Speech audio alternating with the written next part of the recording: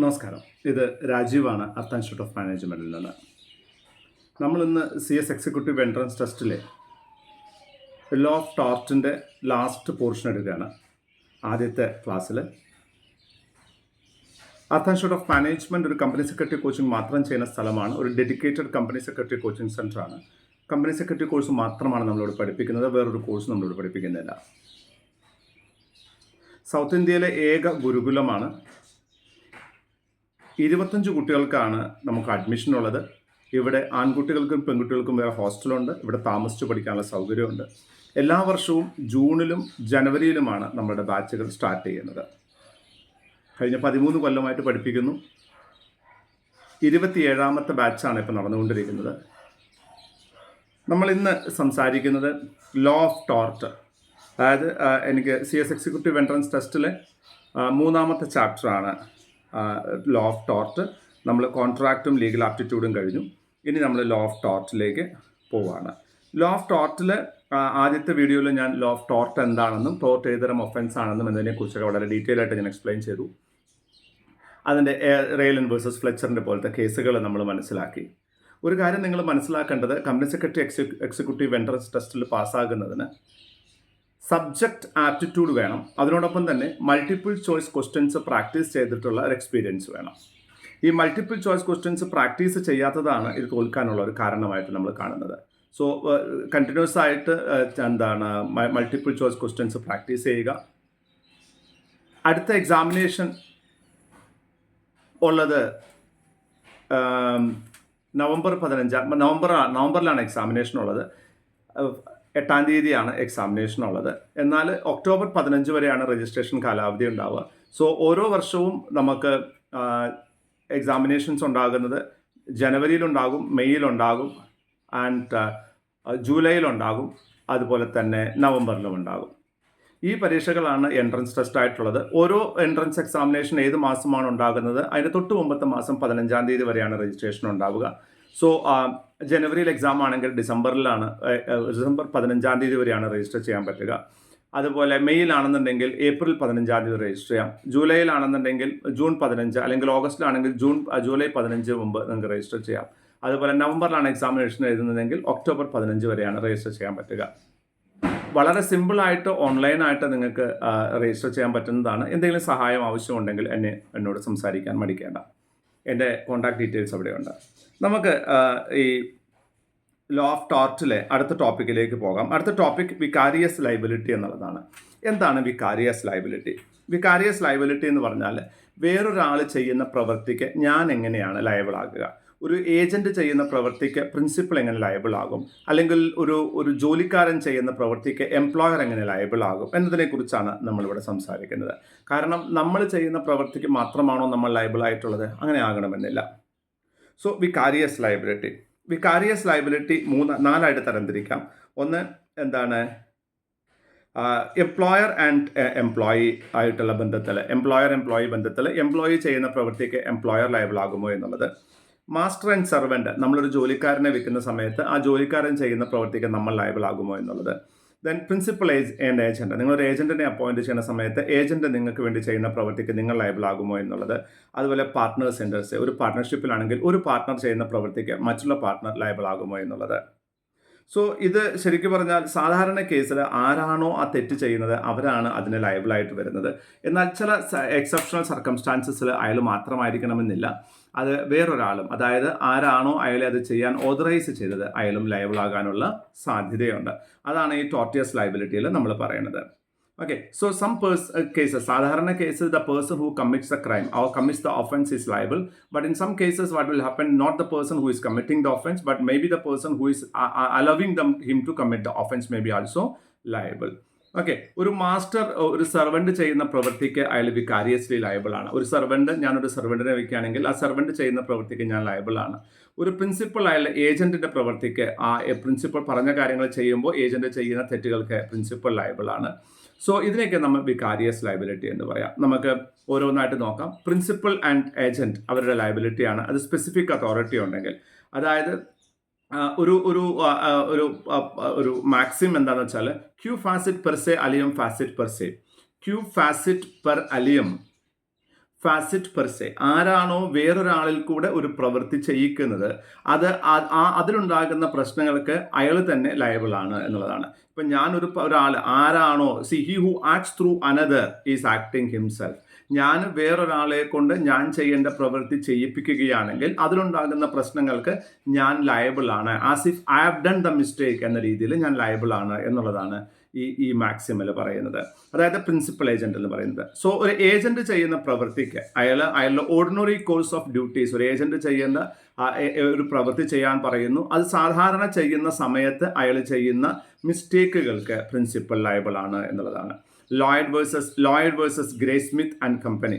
ഇവിടെ ഈ കേസിൽ Lloyd versus grey Smith and company കേസിൽ എന്തുണ്ടായെന്ന് വെച്ചാൽ, ഒരു വയസ്സായ ലേഡി ഒരു അഡ്വക്കേറ്റ് ഓഫീസിലേക്ക്, അറ്റോർണി ഓഫീസിലേക്ക് അവരുടെ ഒരു കേസുമായി ബന്ധപ്പെട്ട കാര്യങ്ങൾക്ക് വേണ്ടി വരുന്നു. അവിടെ ഉണ്ടായിരുന്ന ഒരു ക്ലർക്ക് ആ വയസ്സായ ലേഡിയിൽ നിന്നും പല കടലാസുകൾ എഴുതി വാങ്ങുന്നു. അങ്ങനെ ഒരു നിയമപരമായ ആവശ്യത്തിനുള്ള കടലാസ് എന്ന വ്യാജേന ആ വയസ്സായ ലേഡിയുടെ പ്രോപ്പർട്ടി ഈ ക്ലർക്കിൻ്റെ പേരിലേക്ക് മാറ്റാനുള്ള ഡോക്യുമെൻറ്റുകളും സൈൻ ചെയ്ത് വാങ്ങുന്നു.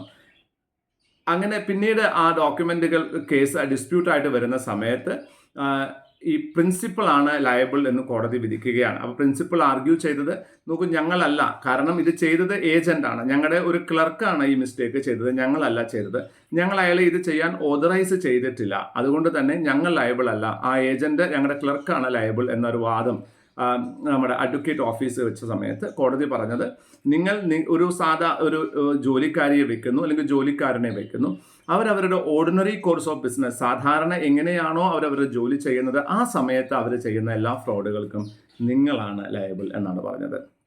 ഇനി ഒരു പാർട്ട്ണർഷിപ്പ് എടുക്കുകയാണെന്നുണ്ടെങ്കിൽ ഒരു പാർട്ട്ണർ ചെയ്യുന്ന പ്രവൃത്തിക്ക് മറ്റൊരു പാർട്ട്ണർ ലയബിൾ ആണ്. ഉദാഹരണം, ഇതും ഒരു കേസിലാണ് പറയുന്നത്. Hamlin versus Houston, partnership act 1932 പ്രകാരം ക്രിയേറ്റ് ചെയ്യുന്ന ഒരു പാർട്ട്ണർഷിപ്പിൻ്റെ ഏറ്റവും വലിയ റിസ്ക് അതാണ്. അതായത് ഇപ്പോൾ 4 പാർട്ട്ണർ ഉണ്ടെങ്കിൽ ഒരു പാർട്ട്ണർ ചെയ്യുന്ന പ്രവൃത്തിക്ക് ബാക്കിയുള്ള 3 പാർട്ട്ണർ ലയബിൾ ആണ്, ജോയിൻ്റ്ലി ആൻഡ് സെവറലി ലയബിൾ. അതുകൊണ്ടാണ് പാർട്ട്ണർഷിപ്പിന് അൺലിമിറ്റഡ് ലയബിലിറ്റി എന്ന് പറയുന്നത്.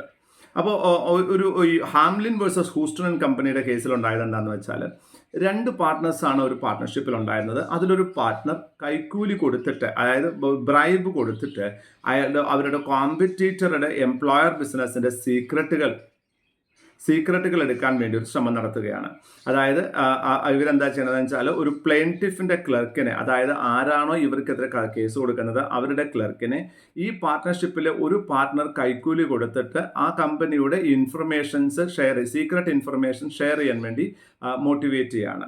അതൊരു ക്രൈമാണ്, അതൊരു തെറ്റാണ്. ഈ ടോർട്ടിന് ആര് ലയബിളാണ്? Both the partners are liable. ഇപ്പം ഞാനും നിങ്ങളും പാർട്ട്നേഴ്സ് ആണെന്ന് കരുതുക.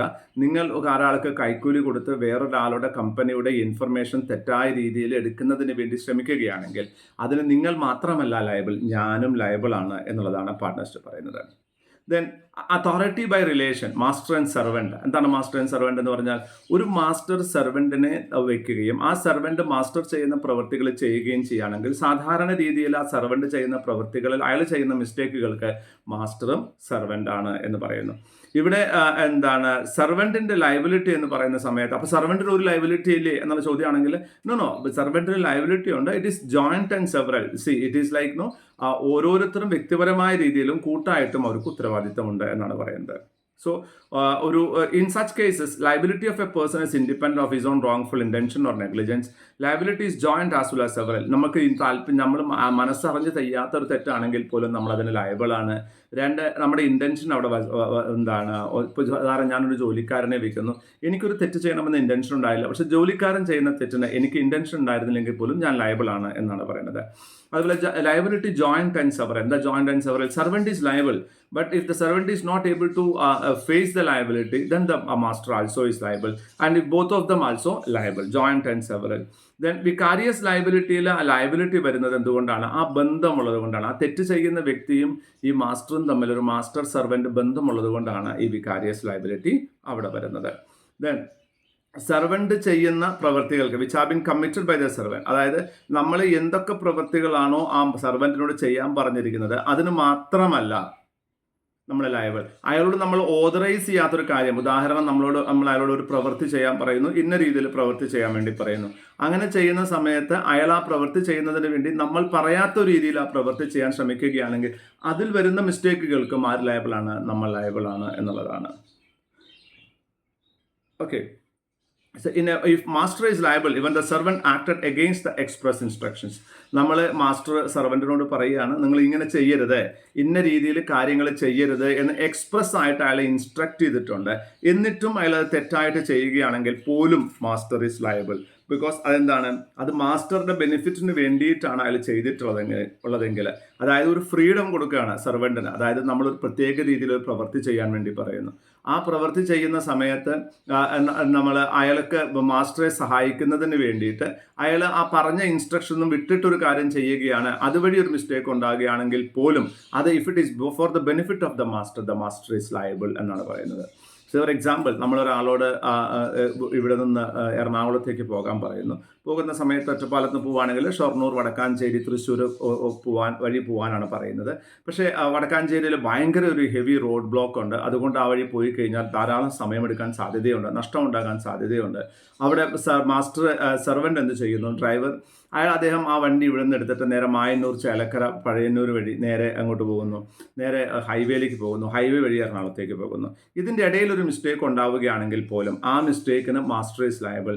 ബിക്കോസ് ഈവൻ ഇഫ് അയാൾ നമ്മൾ പറഞ്ഞ വഴി കൂടെ അല്ല പോയത്, എക്സ്പ്രസ് ഇൻസ്ട്രക്ഷൻസ് അനുസരിച്ചല്ല ചെയ്തതെങ്കിൽ പോലും he has done that for the benefit of the master, so the master is liable for the error. Okay.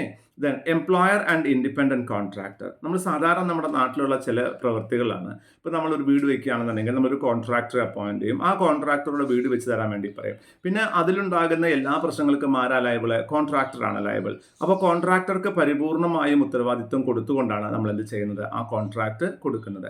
അങ്ങനെയാണെങ്കിൽ ഒരു ഇൻഡിപെൻഡൻറ്റ് കോൺട്രാക്ടർ നമ്മളുടെ നിയന്ത്രണത്തിലല്ലാതെ സ്വന്തം ഇഷ്ടപ്രകാരം പ്രവർത്തിക്കുന്ന ഒരു കോൺട്രാക്ടർക്ക് ഒരു ജോലി കൊടുത്താൽ നിങ്ങൾക്ക് ലയബിലിറ്റി ഉണ്ടോ എന്നുള്ളതാണ് ചോദ്യം. ഒരു employer is liable for the tort of the servant. Servant ഒരു തെറ്റ് ചെയ്യുകയാണെങ്കിൽ എംപ്ലോയർ ലയബിൾ ആണ്. പക്ഷേ ഒരു ഇൻഡിപെൻഡൻറ്റ് കോൺട്രാക്ടറെയാണ് നിങ്ങൾ അപ്പോയിൻറ്റ് ചെയ്യുന്നതെങ്കിൽ സാധാരണ രീതിയിൽ നിങ്ങൾ ലയബിൾ അല്ല. അതായത് നിങ്ങൾ ഒരു ഇൻഡിപെൻഡൻ്റ് ആയിട്ട് ഒരു കോൺട്രാക്ടറെയാണ് നിങ്ങളൊരു ജോലി ഏൽപ്പിക്കുന്നതെങ്കിൽ അയാൾ ചെയ്യുന്ന കുറ്റങ്ങൾക്ക് സാധാരണ രീതിയിൽ നിങ്ങൾ ലയബിൾ അല്ല.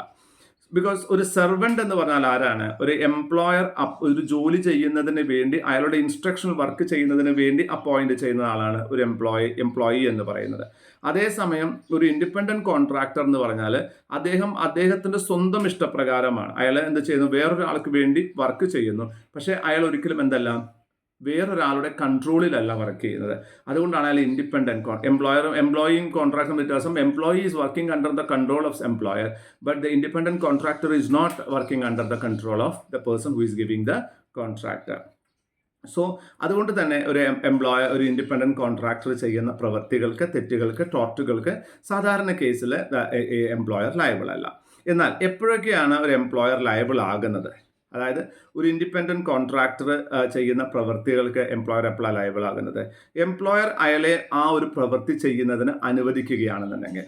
അതായത് ഇപ്പോൾ നമ്മുടെ ഒരു ഇൻഡിപെൻഡൻറ്റ് കോൺട്രാക്ടർ നമ്മളൊരു സ്ഥലം എടുക്കുന്നു, ആ സ്ഥലത്ത് ഒരു വീട് വെക്കാൻ നോക്കുന്നു, അവിടെ എക്സസ് ആയിട്ടുള്ള മണ്ണുണ്ട് അല്ലെങ്കിൽ വേസ്റ്റ് ഉണ്ട്. ആ വേസ്റ്റ് ഞാൻ എവിടെയാണ് കളയേണ്ടത് എന്ന് കോൺട്രാക്ടർ ചോദിക്കുന്ന സമയത്ത് അത് ആ റോഡിൻ്റെ സൈഡിൽ ഇട്ടോളൂ എന്ന് നമ്മൾ പറയുകയാണെന്ന് കരുതുക. ആ റോഡിൻ്റെ സൈഡിലിടുന്നത് ഏതെങ്കിലും നിയമപ്രകാരം തെറ്റാണെന്നുണ്ടെങ്കിൽ ആര് ലയബിളാണ്? എംപ്ലോയർ ലയബിളാണ്. Because he allowed the person, അയാളോട് എന്ത് ചെയ്തു? ഇൻഡിപെൻഡൻറ്റ് കോൺട്രാക്ടറെ ആ തെറ്റ് ചെയ്യാൻ നമ്മൾ എന്ത് ചെയ്തു? ഓതറൈസ് ചെയ്തു. Then tort of strict liability. എന്താ സ്ട്രിക്റ്റ് ലയബിലിറ്റി? ആര് ചെയ്താലും എംപ്ലോയർക്കാണ് ലയബിലിറ്റി എന്ന് പറയുന്ന ചില സ്ട്രിക്റ്റ് ലയബിലിറ്റി, നിർബന്ധമായിട്ടും എംപ്ലോയർ ലയബിൾ ആകുന്ന ചില സിറ്റുവേഷൻസ് ഉണ്ട്. ആ കേസിലും എംപ്ലോയർ തന്നെയാണ് liable. Then negligence of independent contractor, നിരുത്തരവാദപരമായ പെരുമാറ്റം. അതായത് ഒരു ഇൻഡിപെൻഡൻറ്റ് കോൺട്രാക്ടർ അത് ചെയ്യുന്ന സമയത്ത് ഒരു തരത്തിലും ശ്രദ്ധയില്ലാതെ അശ്രദ്ധയോടുകൂടി ആ കാര്യം ചെയ്യുകയാണെങ്കിൽ ചില സിറ്റുവേഷൻസിൽ ആരായിരിക്കും? എംപ്ലോയറാണ് ലയബിളായിട്ട് വരിക. ദെൻ എപ്പോഴൊക്കെയാണ് ഈ എംപ്ലോയർ ഇൻഡിപെൻഡൻറ്റ് കോൺട്രാക്ടറുടെ പ്രവൃത്തികൾക്ക് ലയബിൾ അല്ലാതാകുന്നത്? അവിടെ നമ്മൾ നോക്കുമ്പോൾ മനസ്സിലാക്കുന്നത് എന്താണ്? Phillips versus Britannia Hygienic Laundry Company എന്നൊരു കേസുണ്ട്. ഈ കേസിൽ എന്താണെന്ന് വെച്ചാൽ ഒരു വണ്ടി നമ്മൾ എന്ത് ചെയ്തു, നമ്മൾ സർവീസ് ചെയ്യാൻ വേണ്ടി കൊടുത്തു. ആ സർവീസ് ചെയ്ത് കഴിഞ്ഞിട്ട് അവർ എന്ത് ചെയ്യുന്നു, ആ സർവീസ് എഞ്ചിനീയർ, അയാളുടെ ഗാരേജ് പ്രൊപ്പറേറ്റർ, അയാൾ നെഗ്ലിജൻ്റ് ആയിട്ട് റിപ്പയർ ചെയ്തത് കൊണ്ട് അത് ഓടിച്ചു വരുന്ന സമയത്ത് ഒരാളെ ഇടിക്കുകയും ഒരു ആളുടെ വണ്ടിയിൽ ഇടിക്കുകയും ആ വണ്ടിക്ക് ഡാമേജ് ഉണ്ടാവുകയും ചെയ്തു. അവിടെ ആരാണ് ലയബിൾ എന്നാണ് ചോദ്യം. അവിടെ ലയബിൾ ആരാണ്? അവിടെ ഇൻഡിപെൻഡൻറ്റ് കോൺട്രാക്ടറാണ് ലയബിൾ. ആരല്ല ലയബിൾ? ഈ എംപ്ലോയർ അല്ല ലയബിൾ. കാരണം എന്താണ്?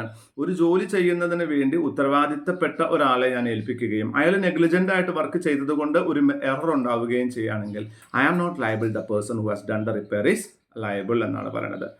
സോ ഇനി വേറൊരു എക്സാമ്പിൾ നോക്കുകയാണെന്നുണ്ടെങ്കിൽ ഒരു ഇൻഡിപെൻഡൻറ്റ് കോൺട്രാക്ടറുടെ കൊളാട്രൽ നെഗ്ലിജൻസ് ഉണ്ടാകും. എന്നാൽ കൊളാട്രൽ നെഗ്ലിജൻസ് എന്ന് പറഞ്ഞാൽ പരിപൂർണമായും അശ്രദ്ധമായ പ്രവൃത്തികളാണ് അദ്ദേഹത്തിന് ജോലി ചെയ്യുന്ന കേസിലെങ്കിൽ ചില സമയത്ത് എംപ്ലോയർ ലയബിളായിട്ട് മാറും. ഏതാ സിറ്റുവേഷൻ? നമ്മൾ ഒരു 8ഓ 10ഓ നിലയുള്ള ഒരു ബിൽഡിംഗ് പണിയെടുക്കാൻ വേണ്ടി പറയുന്നു. അതിൻ്റെ ജനലുകളിൽ അവർ ഒരു ജനലിൽ വർക്ക് ചെയ്യുന്ന സമയത്ത് വലിയൊരു ചുറ്റിക അവിടെ വെക്കുന്നു. ഭയങ്കര കാറ്റടിക്കുകയും ജനൽപ്പാല അടിക്കുകയും ആ ചുറ്റിക താഴോട്ട് വീഴുകയും താഴെ കൂടെ നടന്നു പോയിരുന്ന ഒരാളെ തലയ്ക്ക് വീഴുകയും അയാളെ പരിക്കേൽക്കുകയും ചെയ്യുന്നു. അങ്ങനെയാണെന്നുണ്ടെങ്കിൽ ഡെഫിനറ്റ്ലി ഈ ഇൻഡിപെൻഡൻറ്റ് കോൺട്രാക്ടർ കൊളാട്രലി നെഗ്ലിജൻ്റ് ആണ്. അതിന് അയാൾ ലയബിളാണ്. But at the same way the employer is also liable because അയാൾ നെഗ്ലിജൻ്റ് ആയിട്ടല്ല വർക്ക് ചെയ്യുന്നത് എന്ന് ഉറപ്പിക്കേണ്ട ഒരു ഉത്തരവാദിത്തം ആർക്കുണ്ട്? എംപ്ലോയർക്കുണ്ട്. I think both the point is clear. Britannia hygienic ലോണ്ടറിയുടെ കേസിൽ എന്താ ഉണ്ടായെന്ന് വെച്ചാൽ ഒരു വണ്ടി നമ്മൾ ഒരു ഗാരേജിന് റിപ്പയർ ചെയ്യാൻ കൊടുക്കുന്നു. അയാൾ നെഗ്ലിജൻ്റ് ആയിട്ട് റിപ്പയർ ചെയ്യുന്നു.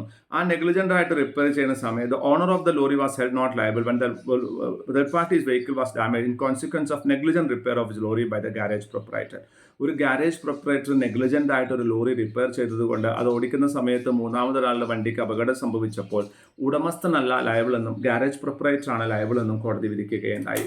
എന്നാൽ ഒരു ഇൻഡിപെൻഡൻറ്റ് കോൺട്രാക്ടർ കൊളാട്രലി നെഗ്ലിജൻ്റ് ആയിട്ട്, അതായത് യാതൊരു ശ്രദ്ധയുമില്ലാതെ പ്രവർത്തിക്കുകയാണെന്നുണ്ടെങ്കിൽ എംപ്ലോയർ ഈസ് ലയബിൾ എന്നാണ് നമ്മൾ എന്ത് മനസ്സിലാക്കിയത്. ആ സെർവൻ്റ് ഒരു ഇൻഡിപെൻഡൻറ്റ് കോൺട്രാക്ടർ ഒരു ബിൽഡിംഗ് വർക്ക് ചെയ്യുന്ന സമയത്ത് ഒരു ജനലിൻ്റെ മുകളിൽ ഒരു ഭാരമേറിയ ഒരു ഇരുമ്പിൻ്റെ സാധനം ഒരു ചുറ്റിക വയ്ക്കുകയും ഒരു കാറ്റടിച്ചപ്പോൾ ജനൽപ്പാല അടിക്കുകയും ആ ചുറ്റിക താഴോട്ട് വീഴുകയും പാസർ ബൈ ആയിട്ടുള്ള ഒരാളുടെ തലയ്ക്ക് പരിക്കേൽക്കുകയും ചെയ്തിട്ടുണ്ടെങ്കിൽ then for that the employer is liable because it is his duty to ensure that the independent contractor is working with the prudence. Then liability for the acts of servant.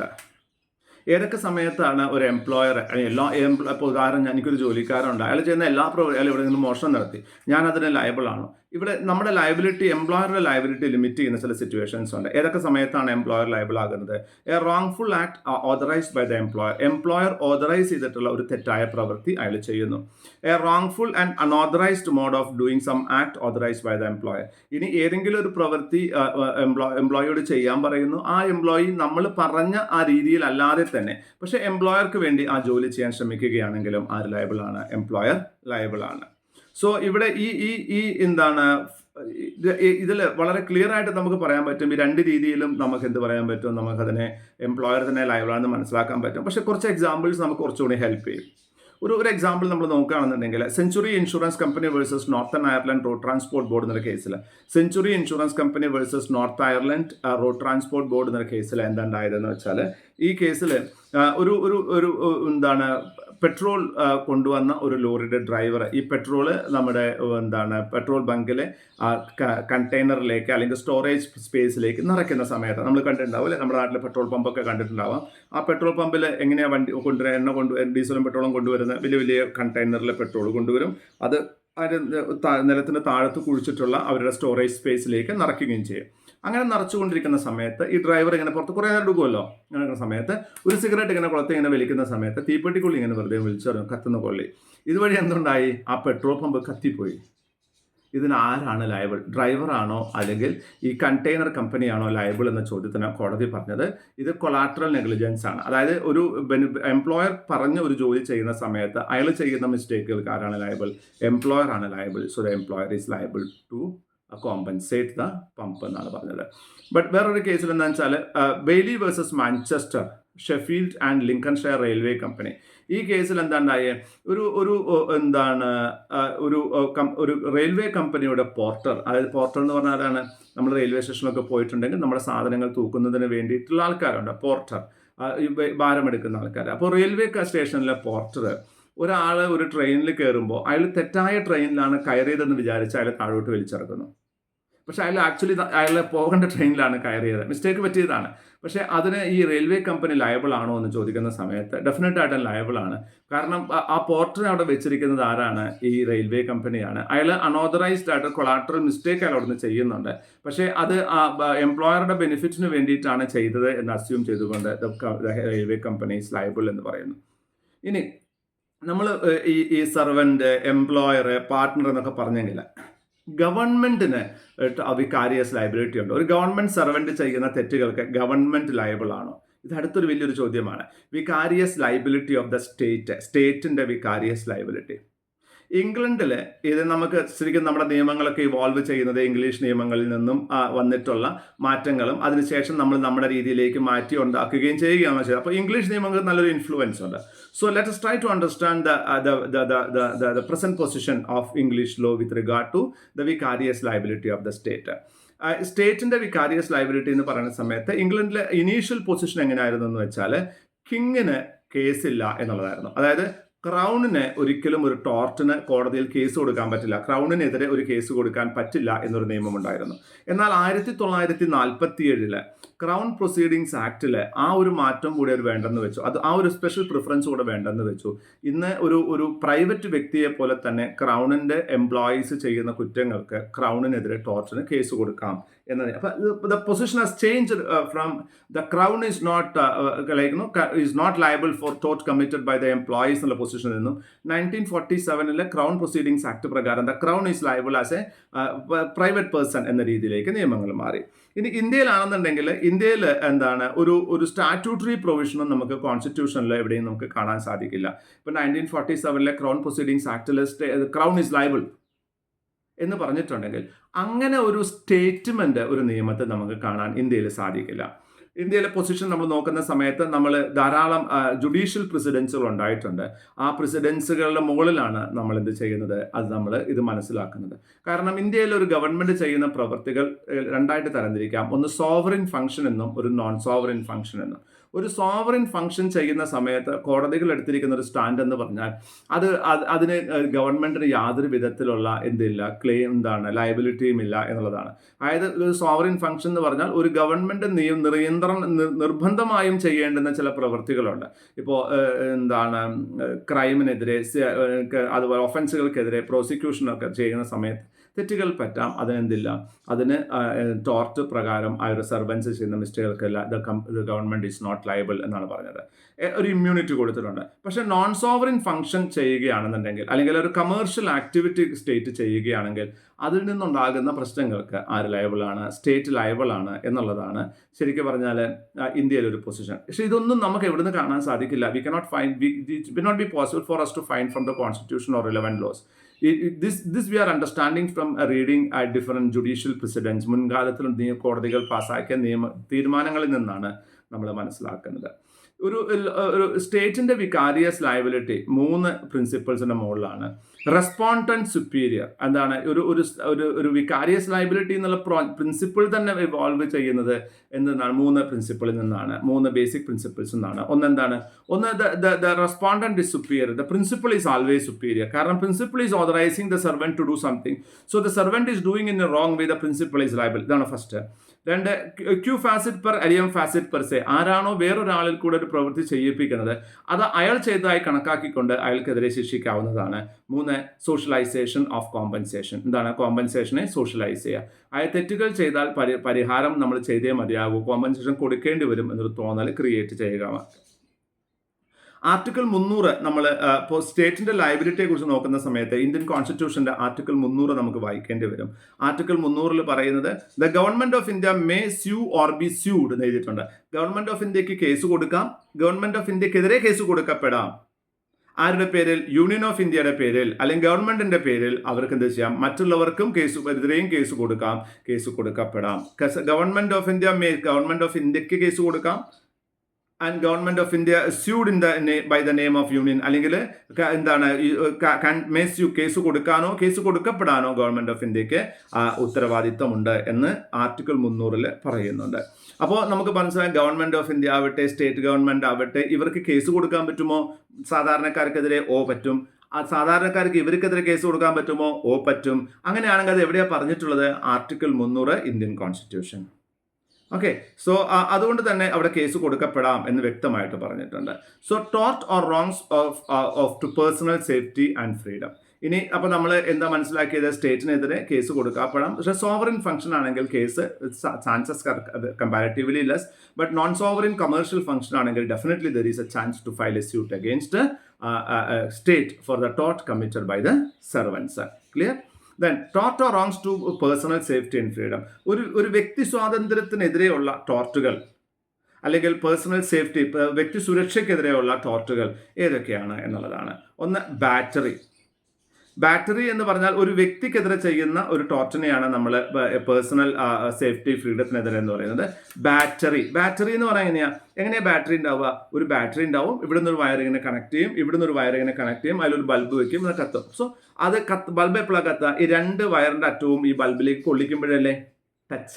Battery എന്ന് പറഞ്ഞാൽ ഒരു വ്യക്തി ഒരാളുടെ ശരീരത്തിലേക്ക് എത്ര ചെറിയ തൊടലാണെങ്കിൽ പോലും touch ആണെങ്കിലും ടച്ച് ചെയ്യുകയാണ് എന്നുണ്ടെങ്കിൽ അയാളുടെ കൺസെന്റ് ഇല്ലാതെ അല്ലെങ്കിൽ ഒരു ലോഫുൾ ജസ്റ്റിഫിക്കേഷൻ ഇല്ലാതെ തൊടുകയാണെന്നുണ്ടെങ്കിൽ അത് ബാറ്ററി ആയിട്ട് മാറും.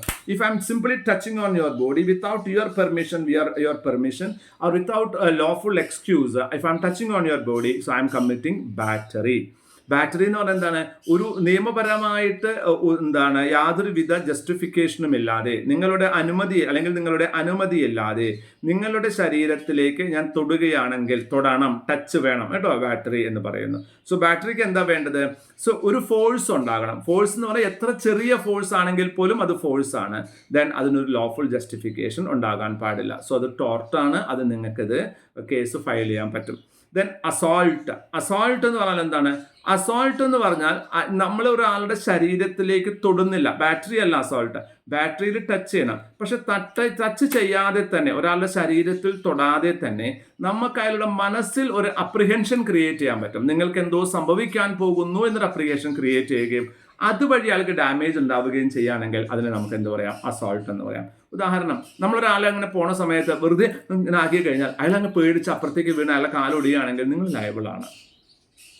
നമ്മൾ ഒരാളെ ഫോൺ ചെയ്തിട്ട് ഒരു തെറ്റായ കാര്യം പറയുകയും അതായത് വിശ്വസിക്കുകയും അതുവഴി അയാൾക്ക് നഷ്ടം ഉണ്ടാവുകയാണെങ്കിൽ നമ്മൾ ലയബിളാണ്.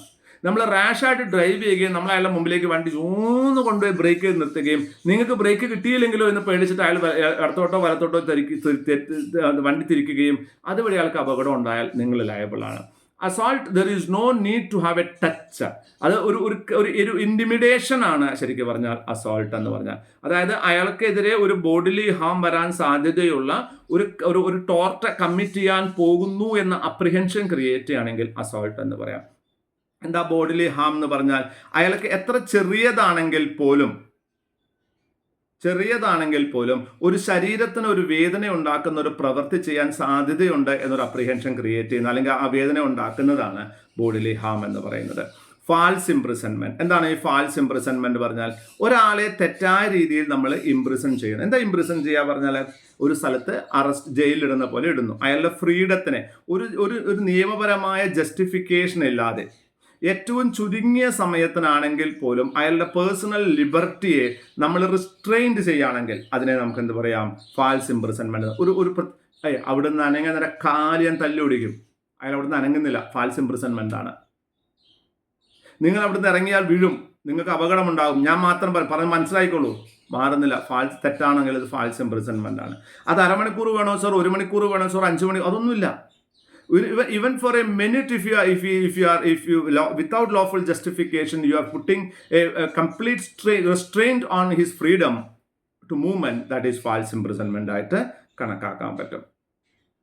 Then malicious prosecution. എന്താണ് malicious prosecution? തെറ്റായ ഉദ്ദേശത്തോടു കൂടി കേസ് കൊടുക്കുക. ഒരാൾക്കെതിരെ കേസ് കൊടുക്കാൻ ഒരു പ്രൊവിഷനും ഇല്ല, അയാളൊരു തെറ്റും ചെയ്തിട്ടില്ല, എന്നാൽ അയാളെ ബുദ്ധിമുട്ടിക്കുക എന്ന ലക്ഷ്യത്തോടു കൂടി അയാൾക്കെതിരെ കേസ് കൊടുക്കുകയാണെങ്കിൽ അതിനെ മാലീഷ്യസ് പ്രോസിക്യൂഷൻ എന്ന് പറയാം. എന്തൊക്കെയാണ് മാലീഷ്യസ് പ്രോസിക്യൂഷനിൽ വരേണ്ടത്? ഒന്ന്, അവിടെ ഒരു ഫാൾസ് പ്രോസിക്യൂഷൻ ഉണ്ടായിരിക്കണം. അതായത് already there should be A prosecution. ഒരു കോടതിയിൽ എന്തെങ്കിലും ഒരു കേസ് ഫയൽ ചെയ്തിരിക്കണം. അതിൽ എന്തുണ്ടായിരിക്കണം? അതിൽ റീസണബിൾ ആൻഡ് പ്രോബബിൾ കോസ് അതിനുണ്ടായിരിക്കണം.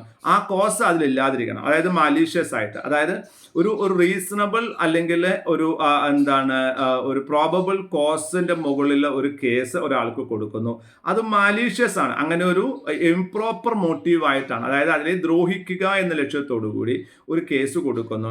അതുവഴി പ്ലെയിൻറ്റിഫിന് ഡാമേജസ് ഉണ്ടായിട്ടുണ്ടെങ്കിൽ, അത് പ്ലെയിൻറ്റിഫിന് അനുകൂലമായിട്ടാണ് വിധിച്ചിട്ടുള്ളെങ്കിൽ അതിനെ മാലീഷ്യസ് പ്രോസിക്യൂഷൻ എന്ന് പറയുന്നു.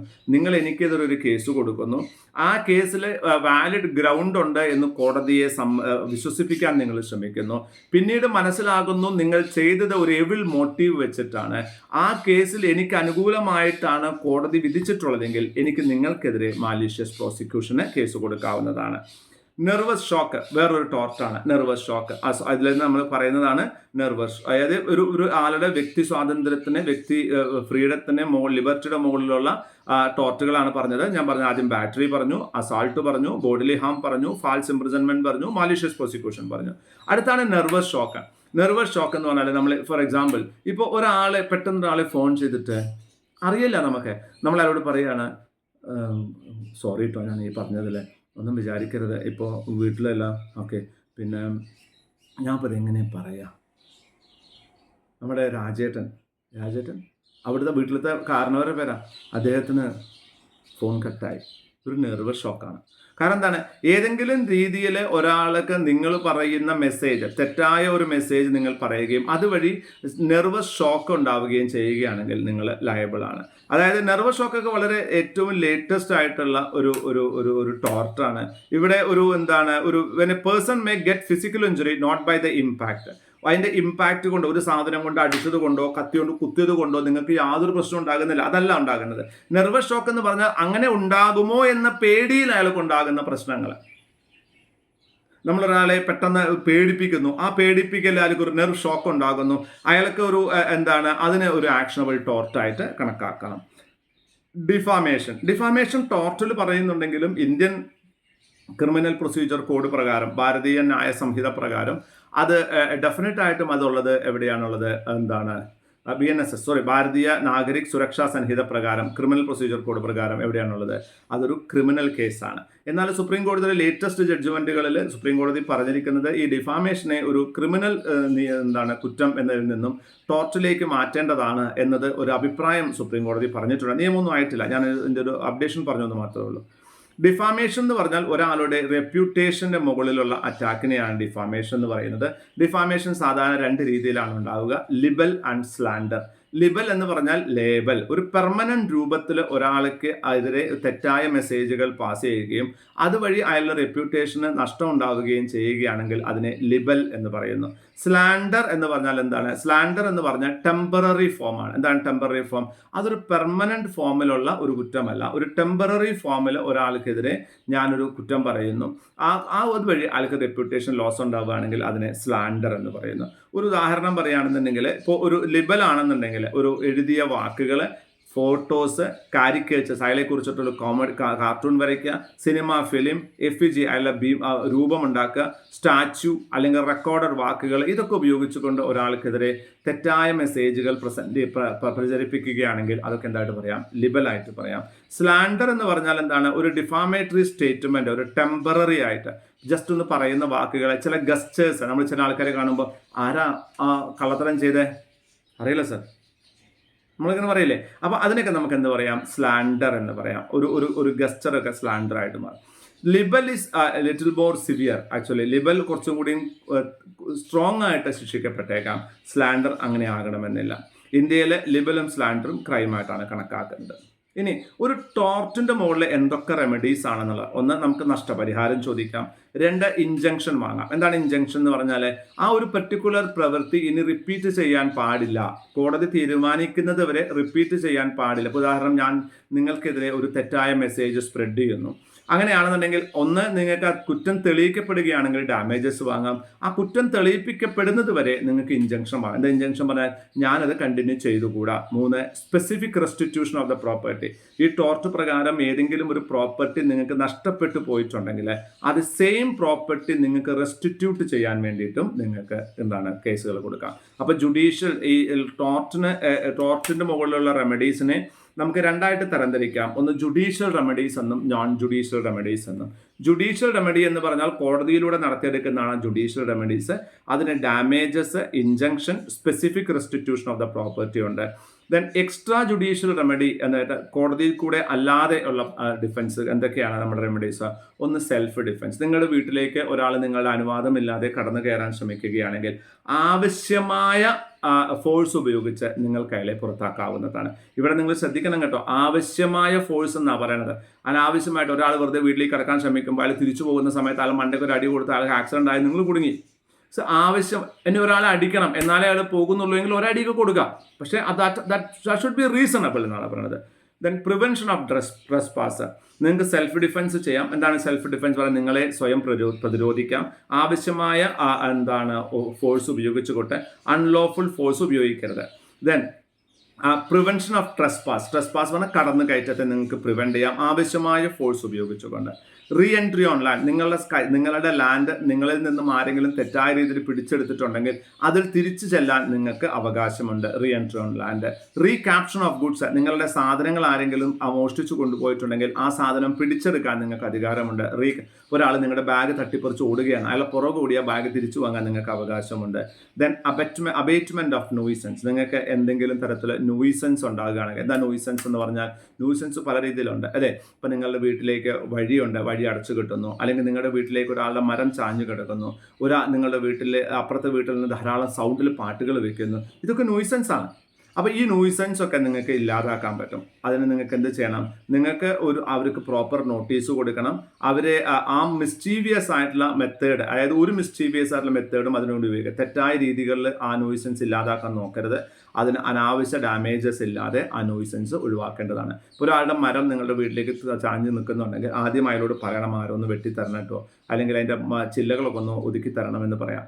ഇനി അതിൻ്റെ കൊമ്പുകൾ ഒതുക്കാൻ അയാൾ തയ്യാറാകുന്നില്ല എന്നുണ്ടെങ്കിൽ നമ്മൾ ആ മരം അടിയിൽ നിന്ന് വെട്ടി മാറ്റാനോ അല്ലെങ്കിൽ ആ മരം വെട്ടി അയാളുടെ വീട്ടിലേക്ക് ഇടാനൊന്നും അയാളുടെ വീടിൻ്റെ മുകളിലേക്ക് ഇടാനൊന്നും പാടില്ല. നിങ്ങൾക്ക് എന്ത് ചെയ്യാം? നിങ്ങൾക്ക് നിയമപരമായിട്ട് പഞ്ചായത്തിനോ മറ്റോ സമീപിച്ചിട്ട് നിങ്ങൾക്ക് എന്ത് ചെയ്യാം? നിയമപരമായിട്ട് അതിനെ കട്ട് ചെയ്ത് തെറ്റായ മിസ്റ്റീവിയസ് മെത്തേഡൊന്നും ഉപയോഗിക്കാതെ നിങ്ങൾക്ക് അത് റിമൂവ് ചെയ്യാൻ പറ്റും. Then distress damage pheasant. അതിൻ്റെ അർത്ഥം എന്താണ്? ഇപ്പോൾ കാറ്റിൽ ആക്ട് പ്രകാരമാണ് പറയുന്നത്. നിങ്ങളുടെ പശുവോ അല്ലെങ്കിൽ നിങ്ങളുടെ ഒരു വളർത്തുമൃഗമോ വേറൊരാളുടെ തൊടിയിലേക്ക് കടന്നു കയറുകയാണ്, അവരുടെ വിളകൾ നശിപ്പിക്കുകയാണെങ്കിൽ അവർക്ക് ആ വിളകൾ നശിപ്പിക്കുന്ന കാറ്റിലിനെ പിടിച്ചു കെട്ടാനും അവരുടെ പരിഹാരം കിട്ടിയതിന് ശേഷം മാത്രം വിട്ടുകൊടുക്കാനും അവകാശമുണ്ട്. ഇതിനെയാണ് ഡിസ്ട്രസ് ഡാമേജ് ഫെസൻറ്റ് എന്ന് പറയുന്നത്. ഫെസൻറ്റ് എന്ന് ഓർമ്മ വെച്ചാൽ മതി. പെസൻറ്റ് കൃഷിക്കാരൻ. ഒരു കൃഷിക്കാരനുള്ളതാണിത്. നിങ്ങളുടെ കൃഷിയിലേക്ക് വേറൊരാളുടെ കാറ്റിൽ കടന്നു വരികയും അത് നാശനഷ്ടങ്ങൾ ഉണ്ടാക്കുകയും ചെയ്യുകയാണെങ്കിൽ ആ നഷ്ടം നികത്തിയതിന് ശേഷം മാത്രം ആ കാറ്റിലിനെ തിരിച്ചു കൊടുത്താൽ മതി എന്നാണ് ഡിസ്ട്രസ് ഡാമേജ് ഫെസൻറ്റ് എന്ന് പറയുന്നത്. അപ്പോൾ ടോർട്ടിൽ നമുക്ക് രണ്ട് തരം റെമഡീസ് ആണുള്ളത്. ജുഡീഷ്യൽ റെമഡീസും നോൺ ജുഡീഷ്യൽ റെമഡീസും. ജുഡീഷ്യലായിട്ട് നമുക്ക് നഷ്ടപരിഹാരം വാങ്ങാം. ഇഞ്ചക്ഷൻ, നഷ്ടപരിഹാരം കിട്ടുന്ന തീരുമാനമാകുന്നത് വരെ ആ പ്രവൃത്തി കണ്ടിന്യൂ ചെയ്യാൻ പാടില്ല, നിർത്തിവെക്കാൻ പറഞ്ഞ് ഇഞ്ചക്ഷൻ വാങ്ങാം. Then specific restitution of the property. അതേ പ്രോപ്പർട്ടി തന്നെ നിങ്ങൾക്ക് കിട്ടണമെന്ന് നിങ്ങൾക്ക് കേസ് കൊടുക്കാം. എക്സ്ട്രാ ജുഡീഷ്യൽ റെമഡീസ് ആയിട്ട് നിങ്ങൾക്ക് സെൽഫ് ഡിഫെൻസ് ആകാം. ട്രെസ്പാസിനെ നിങ്ങൾക്ക് പ്രിവെൻറ്റ് ചെയ്യാം. നിങ്ങളിൽ നിന്നും പിടിച്ചെടുത്ത ലാൻഡിലേക്ക്, തെറ്റായ രീതിയിൽ പിടിച്ച ലാൻഡിലേക്ക് നിങ്ങൾക്ക് തിരിച്ചു കയറാം. ദെൻ നിങ്ങളുടെ സാധനങ്ങൾ ആരെങ്കിലും തെറ്റായ രീതിയിൽ പിടിച്ചെടുത്തിട്ടുണ്ടെങ്കിൽ അത് തിരിച്ചെടുക്കാൻ നിങ്ങൾക്ക് അവകാശമുണ്ട്. നൂയിസൻസ്, നിങ്ങൾക്ക് ബുദ്ധിമുട്ടുണ്ടാക്കുന്ന പ്രവർത്തികൾ മറ്റൊരാളെ ചെയ്യുമ്പോൾ അവർക്ക് ദ്രോഹമില്ലാത്ത രീതിയിൽ, ഒരു മിസ്റ്റീവിയസ് അല്ലാത്ത രീതിയിൽ, വളരെ അനാവശ്യമായ അൺനെസസറി ഡാമേജ് ഇല്ലാതെ നിങ്ങൾക്ക് എന്ത് ചെയ്യാൻ പറ്റും? ആ നൂയിസൻസ് ഇല്ലാതാക്കാൻ നിങ്ങൾക്ക് അവകാശമുണ്ട്. Distress damage pheasant. നിങ്ങളുടെ കൃഷിയിലേക്ക് വേറൊരാളുടെ കന്നുകാലികൾ കടന്നു കയറുക നഷ്ടമുണ്ടാക്കുകയും ചെയ്യുകയാണെങ്കിൽ ആ നഷ്ടം നികത്തിയതിന് ശേഷം മാത്രം ആ കന്നുകാലികളെ നിങ്ങൾ വിട്ടുകൊടുത്താൽ മതി. ഇത്രയാണ് ടോർട്ടിലുള്ളത്. ടോർട്ട് ഒരു സിവിൽ നിയമമാണ്. നമ്മുടെ രാജ്യത്ത് പലപ്പോഴും നമുക്ക് കാണാൻ സാധിക്കുന്ന ഒരു സിവിൽ നിയമമാണ് ടോർട്ട്. ഈ ടോർട്ടിൻ്റെ ക്ലാസ് കണ്ടതിന് ശേഷം നിങ്ങൾ ചെയ്യേണ്ടത് എന്താ ചെയ്യേണ്ടത്? You should go back to www.artha.cs.in to എന്താണ് അതിൻ്റെ MCQs നിങ്ങൾ വർക്കൗട്ട് ചെയ്യുക. നമ്മുടെ ഓൺ ടെലിഗ്രാം ചാനലിൽ നിങ്ങൾക്ക് MCQ പ്രാക്ടീസിങ് മോഡ്യൂൾ അവൈലബിൾ ആണ്. ആ പ്രാക്ടീസിങ് മോഡ്യൂളിൽ നിങ്ങൾ എല്ലാ ക്വസ്റ്റ്യൻസും ചെയ്ത് നോക്കുക. ഐ റിപ്പീറ്റ്, ഇത് വീഡിയോ കണ്ടതുകൊണ്ട് നിങ്ങൾ CSAT പാസ്സാകണമെന്നില്ല. You have to have the habit of continuously doing working on multiple choice questions. ഇത്രയും നേരം ഈ വീഡിയോ കണ്ടതിന് സന്തോഷം. അടുത്ത വീഡിയോയിൽ, അടുത്ത ക്ലാസ്സിൽ നമ്മൾ സ്റ്റാർട്ട് ചെയ്യുന്നത് കമ്പനീസ്, ഈ ലീഗൽ ആപ്റ്റിറ്റ്യൂഡിൽ തന്നെ കമ്പനി സെക്രട്ടറി ലെജിസ്ലേഷൻ ആണ്. അപ്പോൾ ഇത് ടോർട്ട് കഴിഞ്ഞതിന് ശേഷം ഈ വീഡിയോ കാണുക. Till then, this is Rajeev signing off. Thank U.